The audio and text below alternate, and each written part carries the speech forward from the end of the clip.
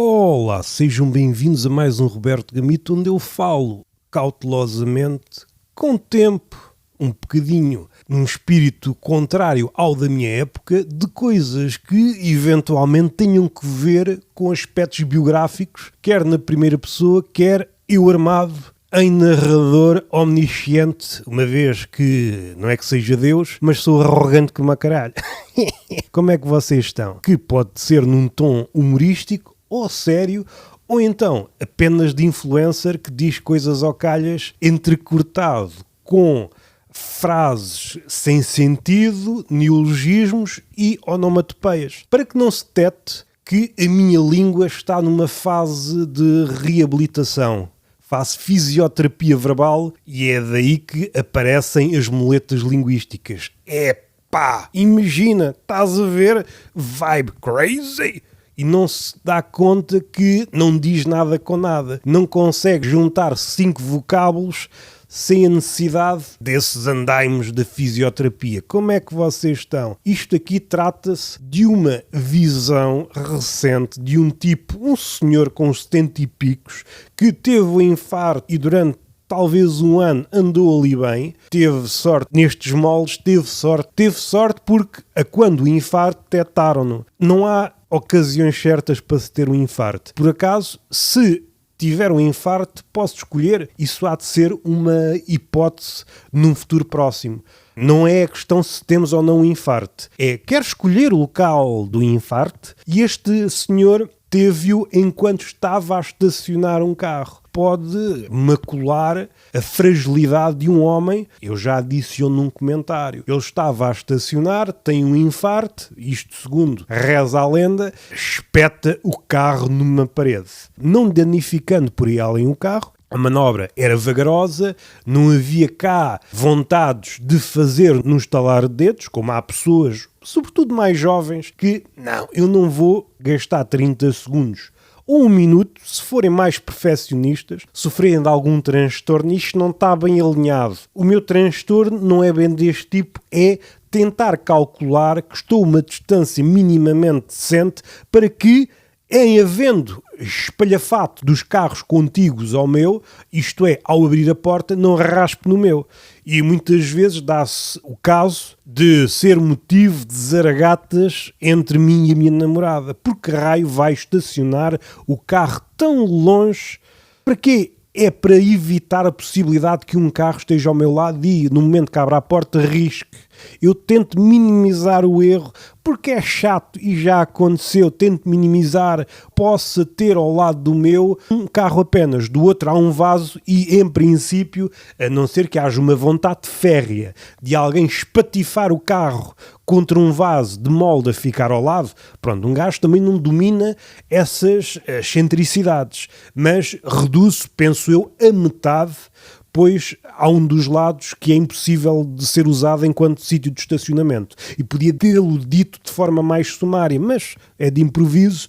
Mesmo assim é impraticável, pois não sou o único a pensar isto. Há a facção que não consegue estacionar, eu acho que é uma espécie de medo de estar sozinho. É o narciso do estacionamento. Um gajo que vê um parque quase todo vazio e vê um carro lá ao longe, há tanto sítio, eu vou estacionar ali ao pé daquele gajo, que é o único carro, não me sinto só, porque se eu saio do carro e olho à volta, não vejo nenhum carro num raio de 20 metros, tenho uma crise existencial, vamos lá pôr e o mais próximo possível. Eu sei que o espaço é cotado em bolsa, eu sei, o espaço é um luxo, mas em havendo possibilidades, será que não há uma ponderação? Ponha na fila ao lado ou deixe um lugar de permeio. Há pessoas que tentam equilibrar isto, um lugar de permeio. Depois há outras que levam isso a um extremo. Eu não sou esse fanático que pega num carro e ocupa 4 lugares. Centra, como se fosse um InDesign, um programa desses da Adobe, eu vou centrar no meio destes 4 quadrados, porque em princípio assim não me vão tocar. É claro que passa uma imagem de ridículo, a não ser que tenham uma caravana, mas mesmo assim não sei se devia existir uma espécie de sensibilidade. Tu não vais para aqui com uma caravana, metes isso de atravessada. Há pessoas que, selvagens. Eu tento, dentro das minhas possibilidades, para que não me rotulem como este gajo é estúpido. Embora não valorize a ponto de considerar que o carro é a minha menina, há homens que carro acima de todos. Isso naquela hierarquia da Bíblia era carro, porco e depois é que é mulher. Eu já vi homens a chorar ajoelhados diante de um carro arriscado, recém-arriscado.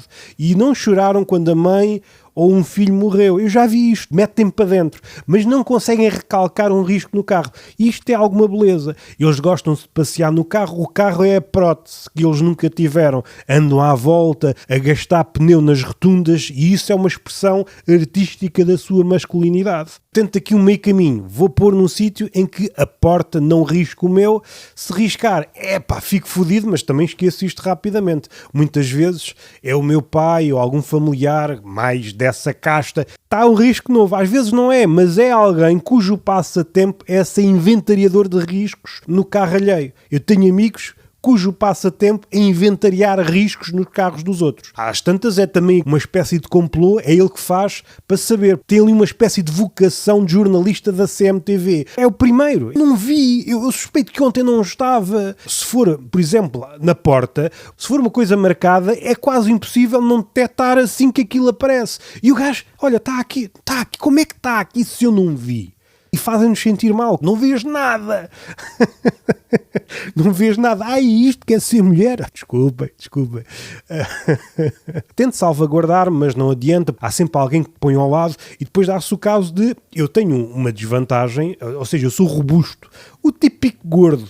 Eu tento, se houver uma espécie de... Há pessoas que são subtis na ocupação de lugares de estacionamento. Há aqueles que, os brutos, ocupam 2 ou 4 dependendo das escolas, mas depois há aqueles que vão um bocadinho além do risco, caso haja risco, para passar a mensagem. É desaconselhado, não é marcadamente desaconselhado. Se tu tiveres nica, pões aqui, mas isso tem um preço, quer para ele, quer para a pessoa que põe, porque depois ao sair da porta, a não ser que seja contorcionista, e assim estou a ver uma saída profissional para o contorcionista no mundo do trabalho, para sair do carro é maravilhoso, o gajo sai dentro de uma caixa, de um porta-luvas, sai também do carro maravilhosamente sem bater em nada. Eu estou nos antípodas do contorcionista asiático. Se estiver no circo, é nas bancadas, e mesmo assim preciso de espaço.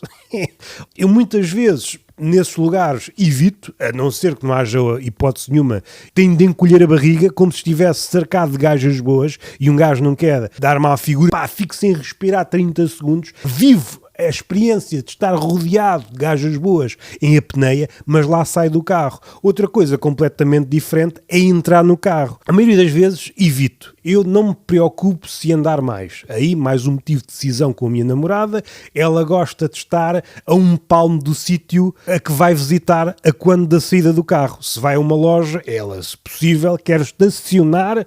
Se houvesse essa possibilidade, mesmo pagando um extra, olha, temos aqui lugar de estacionamento dentro da Zara. Eu estou a tipificar porque ela nem gosta de Zara. É só para criar uma imagem genérica de uma mulher para fins humorísticos. Amor é leveza.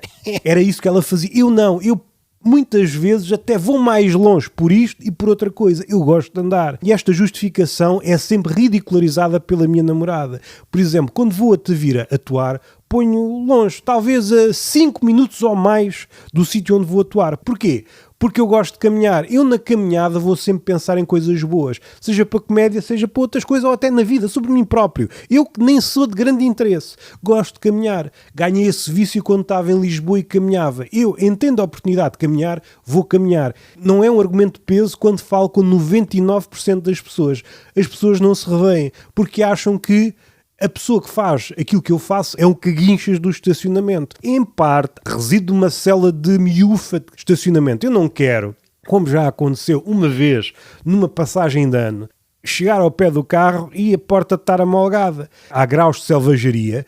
Em grandes cidades, o pessoal não tem noção do espaço, há um palmo e a pessoa pensa, eu vou estacionar aqui o meu caminhão, daí resulta várias amolgadelas. Muito bom para quem abate chapas, às tantas, o gajo do caminhão tem um biscate com o bate-chapas, não é? Porque o caminhão fica robusto, os carros é que ficam todos patifados. Voltando, eu estaciono num sítio em que consigo sair confortavelmente do carro, quando chega há um gajo que é da outra facção, vai um nadinha além do que era suposto. E isso perturba a minha entrada e das das duas uma. Às vezes, já me aconteceu, o que separa os carros é uma fatia de fiambre. Invisível, claro. Não há ninguém que ponha uma fatia de fiambre entre os carros, a não ser que estejam nos Estados Unidos e precisem de produzir conteúdo. Das duas uma. Ou eu tento, de facto olho-me ao espelho, não, tu és etíope, estás a passar fome há 3 meses, tu consegues, Roberto, discurso otimista, caralho, motiva-te e vou por ali, ou entro pelo porta-bagagens, ou por outra porta, mas no meu caso eu ponho sempre ao lado de um vaso, essa hipótese também está-me negada,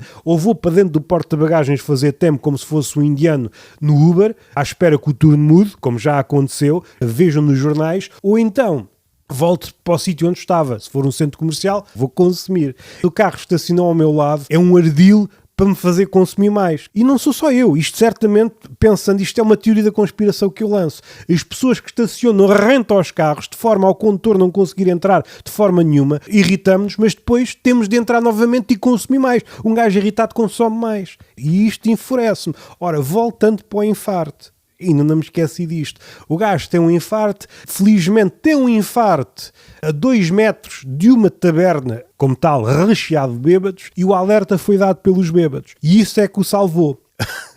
Se calhar estaria melhor, não sei, se fosse num sítio, numa pastelaria, em que não houvesse bêbados. Eu não sei. É melhor ser auscultado pelo olhar crítico de um bêbado ou pelo um panhonhas que está sóbrio. Fala-se da velocidade de reação do bêbado, só que o bêbado está um bocado desapegado das normas sociais. Há um gajo a bater contra a parede, parece que está a dormir em cima do volante, ou é um filme de autor, ou há ali um problema. E correram logo, e foi o que safou o gajo. Certamente depois tiveram que pedir a alguém sóbrio para marcar os números no telemóvel para chamar o 112, porque, o 112 parece fácil, mas isso é quando estão sóbrios. Quando eu estou sóbrio é muito fácil abrir a porta, mas se eu tiver com a cadela, para mim a fechadura é uma abstração. Isto é ou não é? Está aqui ou não está? Isto é demasiado fácil. Vou tentar na parede. E ando ali. Já tive essas situações, não muitas, e de repente é uma performance artística. Se fosse documentada, era um vídeo viral. Como não é, é só ridículo. Quando a coisa é monetizável, a lógica da viralização legitima tudo. Não é questão de matar ou não, a questão é de se o assassínio é promovido nas redes e isso faz com que seja visto por todos e resulte em dinheiro e depois o algoritmo, não, eu sou neutro, eu sou neutro, se as pessoas querem ver isto, logo, que é uma lógica muito engraçada se aplicada, por exemplo, à escravatura. Se as pessoas querem escravatura, o algoritmo é neutro. É aquela ideia ligada à tecnologia. Se é possível, logo, vamos proibir. Podemos aplicar isso à escravatura. Se é possível escravizar os homens, vamos não escravizar. Está tudo maluco, O homem foi salvo e agora está numa situação pior. Piorou agora nos últimos meses. É aqui que a comédia sai e entra ao peso. Durante muito tempo criou-se esta ideia, segundo a qual, quando passamos por situações limite, muitas vezes associadas à doença, mas podem ser perdas de familiares, situações traumáticas de vária ordem, o que é que nos diziam? E há pessoas que escreviam livros sobre isso e continuam a escrever, e isso é que me apoquenta. Eu já disse, no túnel de vento, o médico que está numa situação em que a pessoa pode ou não salvar-se, devia fazer a ressalva. Amigo, você pode ou não safar-se do cancro, mas é assim, se safar, não vai escrever um livro. Se a ideia for essa, acaba já aqui. Nós não precisamos que mais árvores morram para contar uma história que de outra forma não seria nada. Você, antes de ter cancro, não era escritor, não é pelo facto de ter passado do cancro que se torna escritor.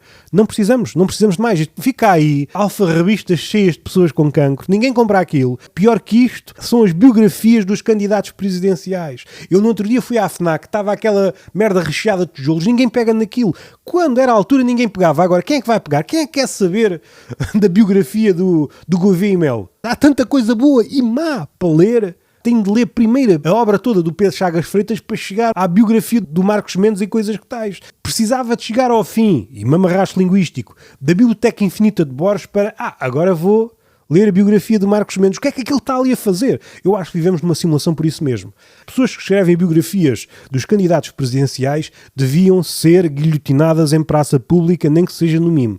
Pronto, está dito. E esta pessoa, o que é que aconteceu? Era expectável, situação traumática, agora tenho uma visão melhor da vida, etc. Agora tive uma luz. Não tens luz nenhuma. Está viciado nas redes sociais. Às vezes está a perder fôlego.